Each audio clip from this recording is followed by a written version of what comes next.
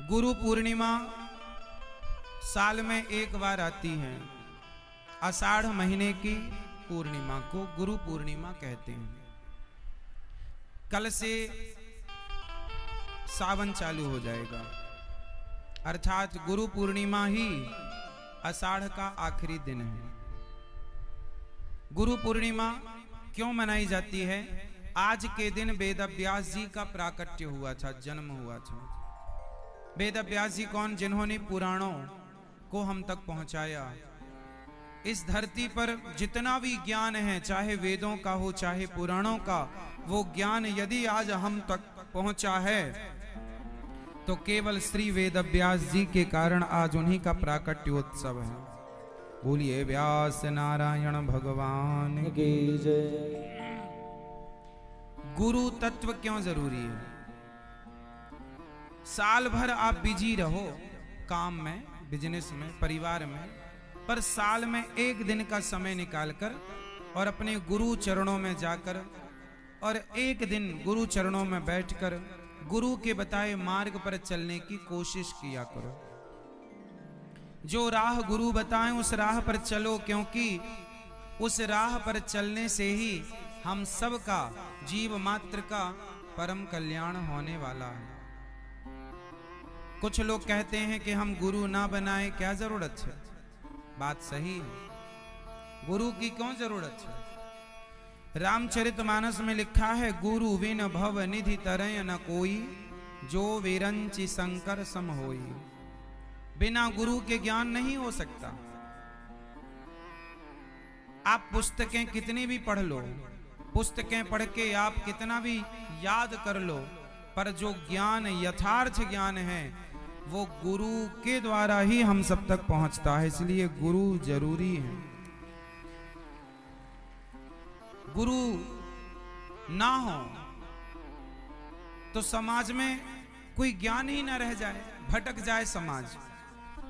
आज समाज यदि सुव्यवस्थित है, आज यदि कुछ लोग सत्य बोल रहे हैं, कुछ लोगों के अंदर दया है, कुछ लोगों के अंदर करुणा और भक्ति है, तो बताओ किसके कारण? यदि गुरु जन कथा सुनाना, उपदेश करना, सही राह बताना छोड़ दें तो फिर आप गलत राह पर ऐसे चले जाएंगे कि जब सही राह कोई बताने वाला होगा नहीं तो आने की कोई संभावना नहीं है। आज तो कम से कम ये है कि गुरुजनों के कारण कुछ लोग शराब छोड़ देते हैं, मांस छोड़ देते हैं, गलत संगति छोड़ देते हैं, गलत राह छोड़ देते हैं और सही राह पर चल पड़ते हैं, तो गुरुजनों की करुणा है। आज के इस युग में कुछ ही सही पर कुछ लोग जुड़े तो हैं, सीख तो रहे हैं, आधार तो है। जब कलयुग का अंत आएगा ना तो ये गुरु परंपराएं भी लुप्त हो जाएंगी। जब कलयुग का अंत आएगा तो ना कोई पुराण रह जाएगा, ना कोई वेद रह जाएगा। रह तो जाएगा मतलब आप जानेंगे नहीं कुछ, ना कोई सुनने के लिए सत्संग रहेगा, ना कोई सुनाने वाले रहेंगे, मनमाना हो जाएगा, परंपराएं लुप्त हो जाएंगी। हमारी जो परंपराएं हैं कितनी प्राचीन हैं, कहीं कहीं दूर दराज कहीं जीवित रहेंगी। हमारी जो अपनी परंपरा है, संप्रदाय है, वह श्री संप्रदाय है। जो मंत्र हम जपते हैं, जो मंत्र हम आप लोगों को गुरु मंत्र में देते हैं, वह वो मंत्र है जो माता लक्ष्मी जी भगवान के चरण दबाते हुए सदा जपा करती हैं। इसलिए इस संप्रदाय का नाम ही श्री संप्रदाय है। क्या नाम है? ये दास अनिरुद्ध किस संप्रदाय से है? तो श्री संप्रदाय। इस संप्रदाय से जो जुड़ता है उसके जीवन में कभी श्री मतलब लक्ष्मी की कमी नहीं होती, क्योंकि लक्ष्मी जी की संप्रदाय है ये बात बिल्कुल सत्य है कि श्री संप्रदाय में श्री रामानुजाचार्य संप्रदाय से जुड़ा हुआ व्यक्ति कभी धन धान्य के लिए मोहताज नहीं होता।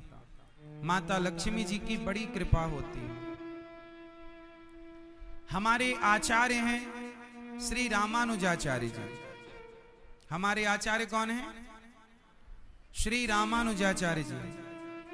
श्री रामानुजाचार्य जी ने भगवान से कहा, आपको पता है श्री रामानुजाचार्य जी का शरीर आज भी है, शरीर आज भी है। आपने कभी दर्शन किया? नहीं। आप में से कितने लोगों ने रंगनाथ मंदिर के बारे में सुना है? रंगम, श्री रंगम रंगनाथ जी देखा हो ना देखा हो, सुना होगा। एक दिन हमने बताया भी था आपको कथा में। नाथ में एक नाथ रंगनाथ भी है। मैया सोलो मेरी माँ, शुरू बैठते ही नींद आ गई मैया को। पूरी रात पंचायत करती हो, दिन में सो जाती है। कूलर की हवा क्या मिली, मस्त। सुनो, श्री रंगम गोदावरी नदी के श्री रंगम दक्षिण भारत में रंगनाथ जी, वहां पर आज भी 1000 साल पुराना श्री रामानुजाचार्य जी 1000 साल पहले आए थे। और जब वो जाने लगे तो श्री रंगनाथ भगवान रो पड़े कि मेरे रामानुज को मत ले जाओ। तो बोले अब इनके तो प्राण चले गए, अब शरीर का क्या करेंगे? बोले नहीं, शरीर बिठाओ सामने। आश्चर्य मानेंगे आप, आज 2023 चल रहा है, आज का वैज्ञानिक युग है, विज्ञान की तकनीक का जमाना है। आज के युग में बताइए, किसी का शरीर खुले में आप रख दो तो क्या 2-5 दिन से ज्यादा रहेगा? कीड़े पड़ जाएंगे, गल जाएगा, दुर्गंध से औरों की जान चली जाएगी। ये बात सही है कि गलत है? लेकिन आज के साइंस के युग में भी आप देख सकते हैं, रिसर्च हो चुकी है बड़ी बड़ी। आज भी 1000 साल पहले जब श्री रामानुजाचार्य जी का शरीर छूटा तो उन्होंने, भगवान ने कहा इन्हें यहीं बिठाओ।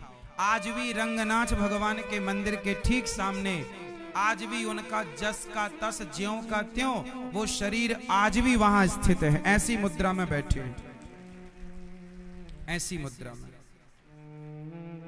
आज भी आप जाके आज भी देख सकते हैं।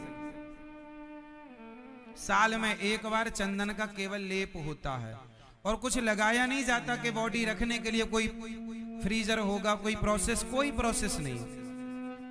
ऐसे ही विराजे हैं और केवल चंदन का लेप होता है। ये देखिए, ये दर्शन कीजिए आप।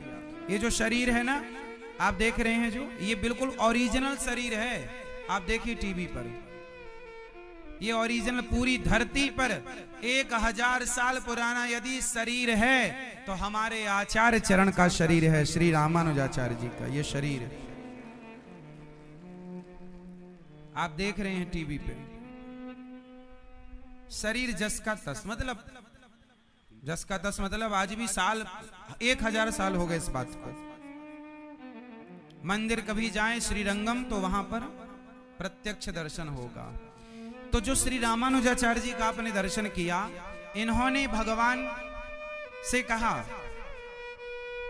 इन्होंने भगवान से कहा कि हे प्रभु आप मुझे एक वादा करो, वादा करो।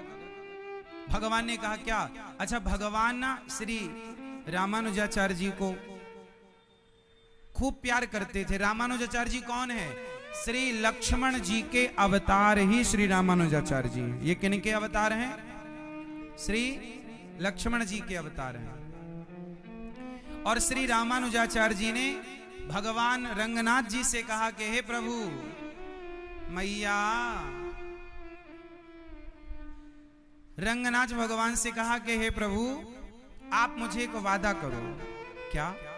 आप मुझे ये वादा करो कि जो भी इस श्री संप्रदाय में दीक्षित है, दीक्षा ली, शिक्षा ली, जो इस संप्रदाय से जुड़ा हुआ है, जो श्रीमन नारायण का आश्रय लिया है, जो भगवान कृष्ण और श्री राम का आश्रय लिया है, इस संप्रदाय से जुड़कर उस व्यक्ति का कभी पतन नहीं होगा, ये मुझे वादा करो।